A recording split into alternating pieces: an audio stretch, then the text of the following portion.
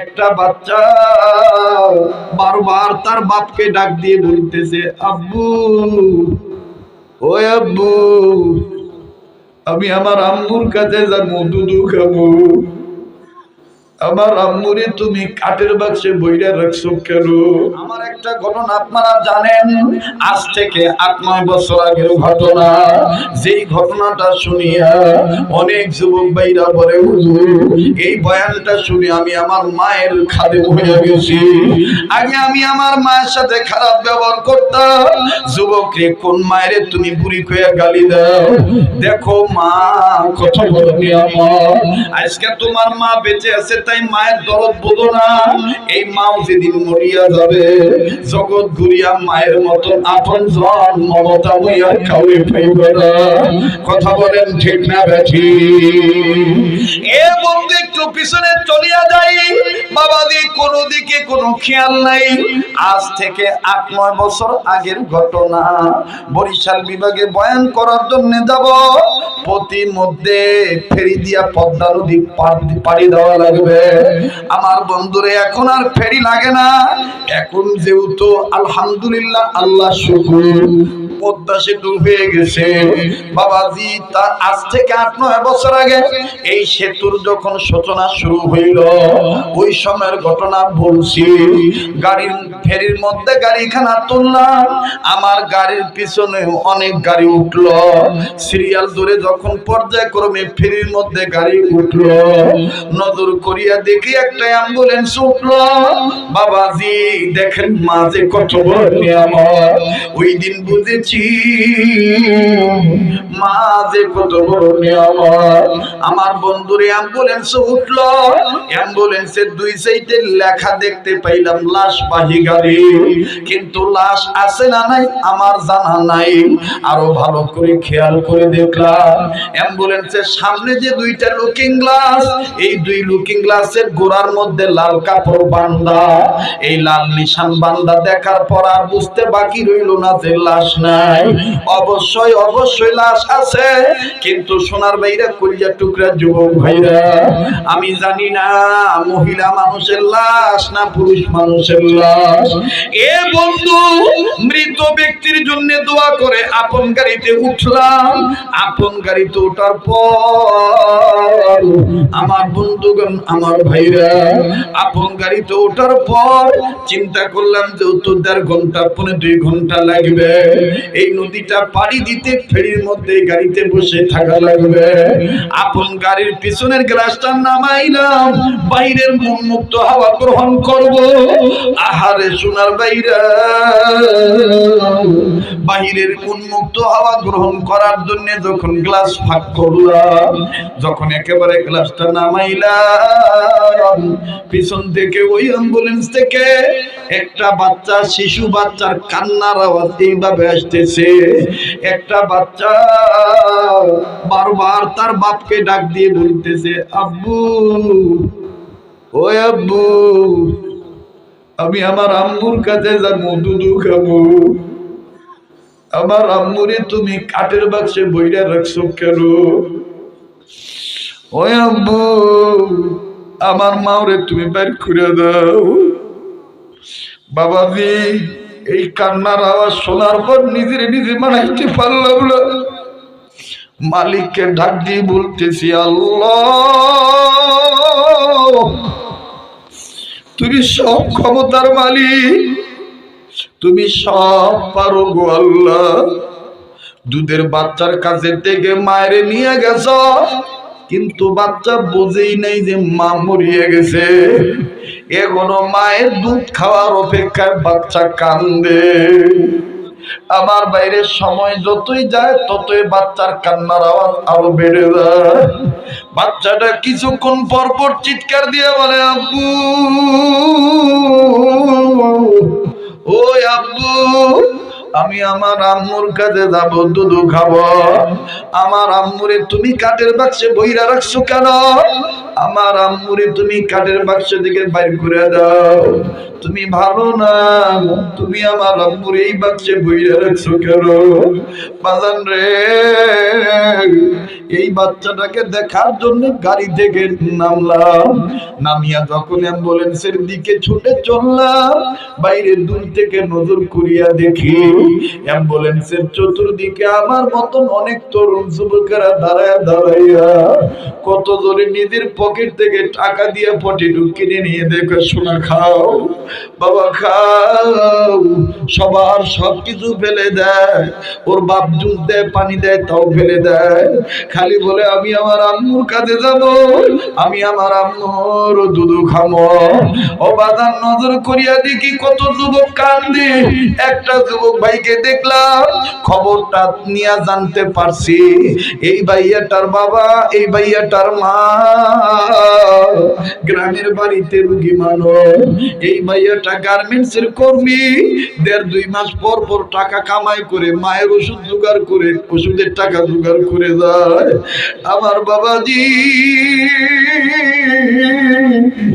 এই গার্মেন্টস এর কর্মী ভাইয়াটা পকেট থেকে মোবাইলটা বাইর করলো, মোবাইলটা বাইর করিয়ে একটু ফাঁকে আসি আমার একটু দূরে দাঁড়াইয়া বাড়িতে ফোন দিয়া আপন বিবিরে ফোন দিয়া বলে আমার মা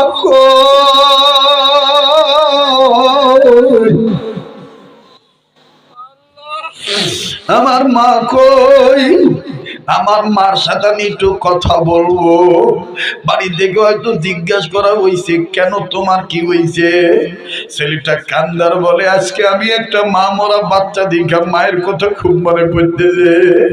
এই বাচ্চাটা মায়ের জন্য খালি কান্দে, এই বাচ্চাকে কত কিছু দিচ্ছে কিন্তু বাচ্চা কিছুই নেয় না, খালি আমি আম্মুর কাছে যাবো, আম্মুর দুধ খাবো। অথচ বাচ্চাটা বুঝেই নাই যে তার মা মরিয়া গেছে। বাবা যার মা নাই সে জানে কি নিয়ামত হয়েছে। আমার বাইরে আমি জানি না এই ময়দানে কার মা নাই, এই ময়দানে কার মা নাই গো। মায়ের পাগলেরা এই তফসির মাহফিল থেকে মায়ের জন্য দোয়া করা ইবাদত মনে করিয়া মায়ের কবরে আযাব মাফের আশা একটা ডাক দেন না, বলেন না আল্লাহ, দেন না ডাক দেন না, বলেন না আল্লাহ। বাজান রে, আজকের কান্নাকাটি আল্লাহ বিরোধ দিবে না। আস্তে করিয়া যখন অ্যাম্বুলেন্সের দিকে আরো আগাইলাম, অ্যাম্বুলেন্সের কাছে যে দাঁড়াইয়া ভিতরের দিকে নজর দিলাম, নজর দিয়া দেখি কি যে করুণ দৃশ্য। বাচ্চার কোলে বাচ্চারা বসে কান্দি,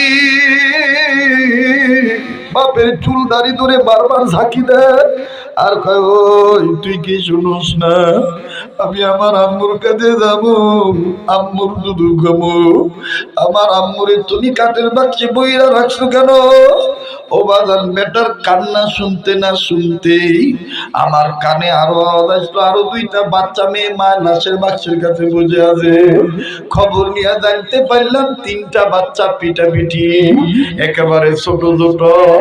আমার বাইরে ছোট্ট মেয়েটা ও আরো বোঝে না যে ওর মা মরিয়ে গেছে। এই মেয়েটা মায়ের লাশের বাক্সের উপরে মাথাটা ঠেকাইয়া দিয়া 2টা হাত দিয়ে এরকম করে মায়ের বাক্স নাড়ে, আবার কখনো চিপা দিয়া ফুকি দেয়।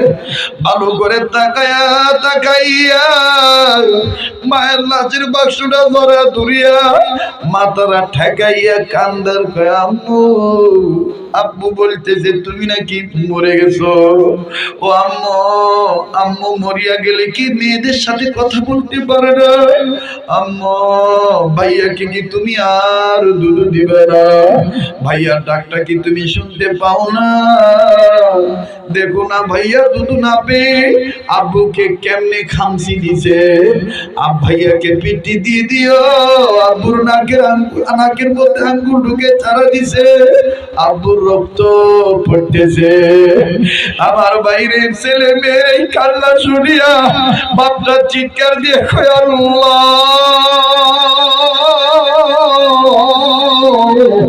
আমারে তুমি তুমি কোন পরীক্ষা ফালাইলা, আমি এদেরকে কেমনে বুঝে এদের মা দুনিয়ায় দেয়। আমার বন্ধুগণ এইভাবে বাপটাও কান্দে। আবার তখন এই বাচ্চা ছেলেটা আবার বললো, আব্বু আমি আম্মুর কাছে যাব, আমি আম্মুর দুধ খাবো। ঠিক এই মুহূর্তে বাপটা বেটাটার মাথা বুকের সাথে ঠেকাইয়া কপালে একটা চুমু দিয়া বুঝাইয়া সুজে বলতেছে, আব্বুরে তোর মা নেই, তোর আম্মু মরে গেছে, আর কোনদিন দুধ দিবে না। বেটাটা এত ক্ষিপ্ত হইয়া গেল, এই বাচ্চাটা জ্বালা জ্বালা দুধের দাঁত নিয়া বাপটার হাতের চামড়ার মধ্যে কসমস করে কামড় দিয়া ধরলো। এত জোরে কামড় দিল রে বন্ধু, বাপটার চেহারা কালো হয়ে গেল, আর নাকের মুখের মধ্যে আঙ্গুলের নখ ঢুকাইয়া ছাড়া দিল। যখন বাজান এইভাবে চারা দিল, বাপটার চেহারার মধ্যে দেখতেছি আগে থেকেই কত খামচির দাগ, জায়গায় জায়গায় জামার কাপড় ছিঁড়া, ঘাড়ের কাছে আমার বন্ধুরে কাপড়ের দাগ, রক্ত কালো হয়ে গেছে, চামড়া কালো হয়ে গেছে, গোশত কালো হয়ে গেছে। বাপটা তার বড় বিরক্ত হয় না, একটু আঘাত করে না, খালি কান্দার বলে, আল্লাহ ওর সাথে আমারও কেন নিয়ে গেল আল্লাহ, আর কত সহ্য করবো। বাজান রে অ্যাডভান্স হইয়া নিজেই অ্যাডভান্স হইয়া আগ বাড়াইয়া হাত বাড়ায় বললাম, ভাইয়া আপনার ছেলে মেয়ে ছোট্ট মানুষ, এদের আচরণে বিরক্ত হয়েন না, এদেরকে মারবেন না, এদেরকে বকাঝকা করবেন না, এরা বুঝে না, এরা ছোট মানুষ। এই কথা বলা মাত্রই লোকটা বোবার মতন গুনগুনাইয়া উঠল, শিশু বাচ্চার মতন চিৎকার দিয়ে কান্দে,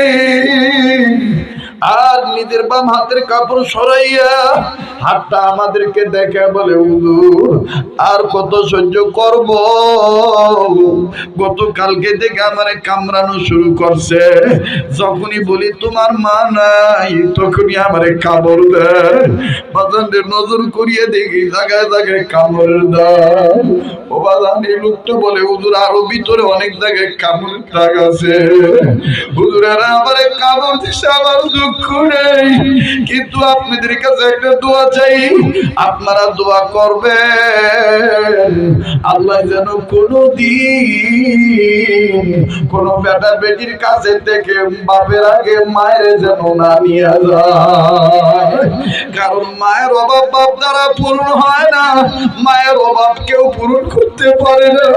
হুজুর আমি এখন বুঝতেছি মায়ের যে কত দরকার, এদেরকে কিছুতেই বুঝাইতে পারতেছি না যে এদের মা মারা গেছে।